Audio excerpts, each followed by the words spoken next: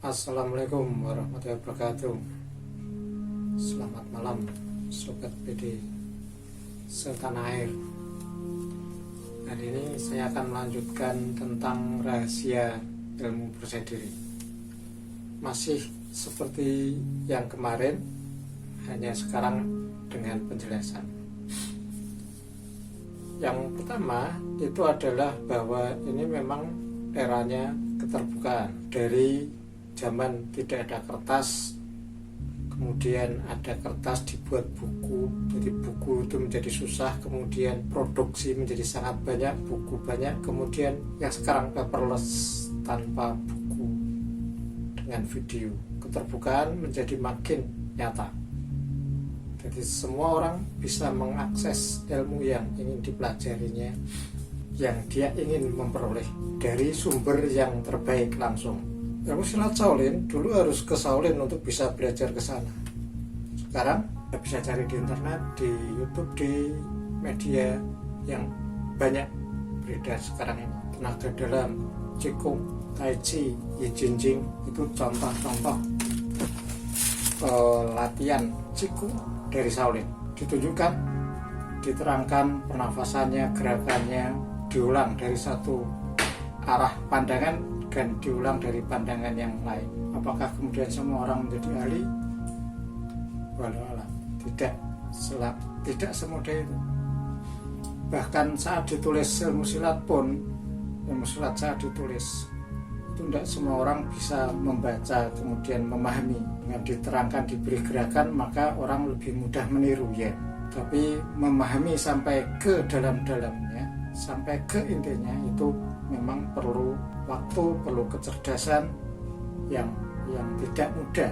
Itu pula mengapa yang setara Pak D itu susah, karena yang sampai ke puncaknya itu memang bukan perkara gampang. Ini era keterbukaan, semuanya dibuka. Bahkan Pak Dirjo sendiri membuat percaya diri itu dalam rangka membuka diri, minta agar para pendekar silat latihannya tidak perlu malam hari, pagi hari di tempat terbuka, kemudian mengganti baju seragam hitamnya dengan baju seragam putih untuk menunjukkan kita tidak perlu gelap-gelapan, tidak perlu sangat rahasia, terbuka. Bahkan dulu sudah ditanyakan oleh murid-murid pada saat dituliskan rangkaian silat percaya diri, itu murid-murid khawatir. Dan ini kalau di sini rahasia nanti bisa dibaca, tapi belum tentu bisa dimengerti. Ada yang bisa mengerti, ada orang-orang jenius, orang-orang yang memang semangat belajarnya tinggi, ingin mencari, dan orang-orang yang punya semangat seperti itu memang layak mendapat ilmu untuk orang yang belajar serius. Jadi itu eranya keterbukaan. Pak D sendiri mengatakan pada saat ditanyakan muridnya, nanti kalau ini ditiru orang bagaimana, dipelajari orang terbuka, dicuri bagaimana? Pak D dengan nada kelakar, kalau dengan bahasanya saya, bahasa sederhana, itu leweng, andai saja yang saya latih sendiri, saya temani, diperbaiki, itu ya tidak jadi-jadi, belum tentu berhasil. Apalagi yang hanya nonton saja, itu perlu usaha yang jauh lebih keras, yang lebih serius untuk berhasil. Jadi memang untuk mereka-mereka yang belajar serius layak dapat ilmu. Maka rahasia pertama yang disebutkan adalah sopo temen tinemu, yang rajin latihan. Memang pintu pertamanya, rahasianya itu rajin latihan, bukan rajin membaca. Karena silat itu tentang gerak, tentang latihan, dan itu tidak hanya dilakukan sekali dua kali, tapi bisa sampai ratusan ribuan kali gerakan hingga menemukan, hingga memperoleh ilmu yang dimaksud. Jadi setelah tahu pukul pendeta itu orang terus pendetanya ampuh, tidak. Itu perlu latihan yang cukup panjang, berulang-ulang, sampai kemudian dia merasa, oh di sini toh, oh ternyata begini. Dengan perenungan yang dalam. dan itu yang saya dapat dari mas-mas, yang saya juga sempat mencicipi karena rajin, karena sergap, sempat mencicipi ilmunya. Mungkin bisa ditanyakan pendekar-pendekar yang sudah sepuh-sepuh, itu mereka rajin.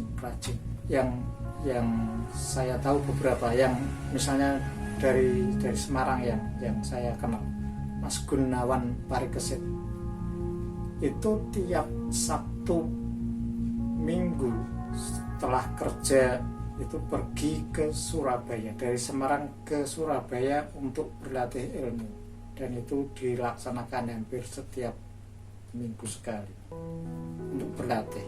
Ongkosnya ya jangan ditanya, pulang pergi setiap minggu dan di rumah masih latihan. Atau dari video yang kemarin wawancara dengan Mas Garjito, pertanyaan apakah Mas Garjito pernah mengalami bosan dalam latihan? Tidak pernah bosan latihan, bosan melatih ya, bosan latihan tidak pernah. Maka dalam salah satu wejangannya Pak Ade juga mengatakan tidak ada alasan untuk tidak latihan, tidak diterima alasan untuk tidak latihan. Tidak ada waktu, tidak ada tempat, itu tidak ada. Kalau rajin mesti dapat, itu pasti. Bahkan mungkin ini menurut pengalaman pribadi, dan ternyata mas-mas yang lain juga mengalami hal yang sama. Kalau rajin latihan itu akan mendapat sesuatu yang di atasnya, yang dia dilatih. Dari pelatih saya juga seperti itu. Saya mengalami hal yang sama. Saat latihan Guakang 1 saya mendapat Guakang 2. Saat saya latihan Guakang 1 tiba-tiba mengalami latihan, ini kok berbeda. Dan saya tanyakan ke Mas Gun, saya mengalami seperti ini bagaimana? Itu Guakang 2 dik, dan boleh tidak saya latih? Jawabannya tidak boleh, maka saya tidak latih. Sampai kemudian dapat secara resmi di depan dengan banyak orang dapat Guakang 2. Tapi saya sudah tahu saat saya sedang melatih Guakang 1. Lah bagaimana bisa? Ya itu karena sergap, karena dicari terus. Dan mas yang latih, Mas Garjito, Mas Dakwan itu mengalami hal yang sejenis. Mereka latihan dapatnya yang di atasnya. Ditanyakan ke Mas Gun dan dapatnya, oh itu yang di atasnya. Hati-hati latihannya. Mungkin yang lainnya juga sama seperti itu. Karena rajin itu titik pertamanya, rajin. Mau mengerjakan, bukan nonton, bukan sekedar nonton. Mau melatih diri, mau bergerak sesempit apapun tempatnya, serepot apapun pekerjaannya. Itu yang diberitahukan oleh Pak D agar kita latihan. Karena kalau tidak begitu ya memang ya nanti dimiliki oleh orang yang sergap latihan. Orang lain yang sergap latihan ya dapat latihan terus. Latihan itu bisa apa saja, bisa diri itu tata gerak, tata nafas, tata rohani. Tata rohani dilatihkan sejak dari awal, dasar 1. Hening itu sudah mulai pengenalan tentang rohani. Berdoa, memohon. Kalau sudah mengerjakan terus-menerus, maka mestinya muncul saya coba. Itu yang kemudian berkembang. Karena dilatih, dirasakan badannya, terus nantinya makin senang, makin terus menemukan baru terus berkembang terus. Latihan itu nomor 1, latihan dulu. Ya yang apa yang dilatih? Meliwis. Ya kalau cuma melihat meliwis gini apa bisa dipakai untuk berkelahi? Ya tinggal latihannya serius deh. Seberapa serius dilatih. Itu yang menjadikan ya, karena lebih sering berbincang-bincang menanyakan boleh, cuma bertanya aja tidak melatih ya. Yang dikatakan Pak D itu sebenarnya rahasia itulah caranya agar bisa. Saya sekedar mengulangi, itu rahasia ilmunya kuasa diri itu yang dikatakan Pak D. Ya karena yang punya ilmu Pak Dirjo, beliau sendiri membukanya, sementara kita malah mau menutupnya. Jangan sampai karena kita malas belajar, malas berlatih, terus tidak ada yang boleh berlatih lagi, ilmunya dibawa mati. Latihan terus sampai kita menemukan sejauh mana usaha yang kita kerjakan, sejauh mana kita melangkah, entah sampai ke puncak, entah tidak, semua sesuai dengan kebutuhan, kesempatan masing-masing. Tapi melangkah terus itu yang harus dilakukan, tahap demi tahap. Ya, sekedar untuk penutup, saya tambahi tentang nafas, tata nafas. Karena tidak diperhatikan, maka ya orang abai seberapa penting itu. Penting sekali. Nafas itu tarik, keluar, dan tahan. Jadi ada 3, tarik nafas, tahan nafas, dan keluar nafas. Maka latihan nafas yang menyangkut 3 itu minimum 2, tarik dan keluar.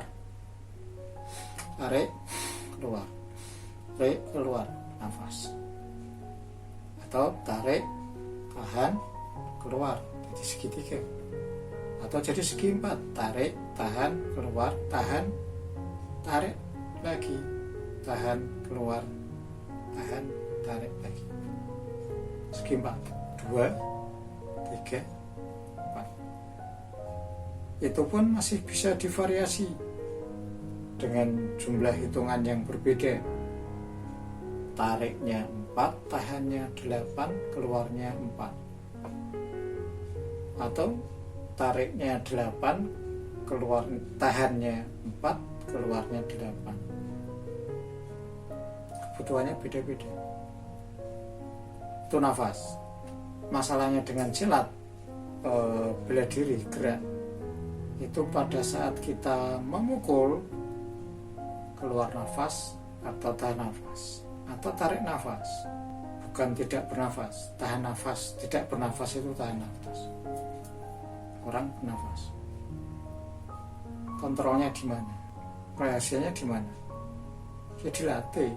Kalau hanya dikatakan, dicoba aja, tahan nafas atau keluar nafas, bedanya di mana? Atau tarik nafas, saya tarik, keluar. Itu hanya bisa ditemukan kalau latihan, bukan katanya. Katanya sih kalau keluar nafas, katanya sih dengan tahan nafas, katanya, jangan katanya. Ilmu silat itu dilatih. Mana yang pas? Itu contoh gerak itu dengan nafas itu nyatu jadi satu. Nah, nafas itu ada di dalam badan. Tidak mungkin kita abai gerak tok, tidak, nafasnya sembarang, tidak bisa toh. Kan aneh. Di tata nafasnya itu ada aturan. Ya karena mengapa tidak diajarkan? Ya karena tidak dicari. Selamat belajar, selamat mencari. Sekali lagi rahasianya di sopo temen tinemu. Terima kasih sudah memperhatikan. Assalamualaikum warahmatullahi wabarakatuh.